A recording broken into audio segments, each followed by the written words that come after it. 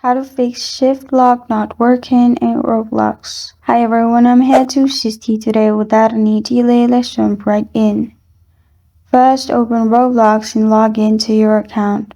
After you're in your account, go to the game and you'll find this kind of screen. Click on the Roblox icon at the top left corner of your screen in any game.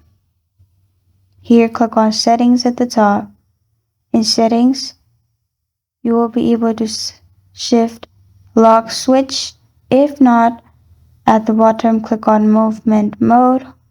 In movement mode, make sure it's keyboard plus mouse. After keyboard plus mouse is selected, your issue will also be solved. This is how to fix Shift Lock not working in Roblox. Thank you for joining me today. If this video helps you out, please leave a like and subscribe for more. Got a question or want to suggest a topic? Comment below. Thank you for watching.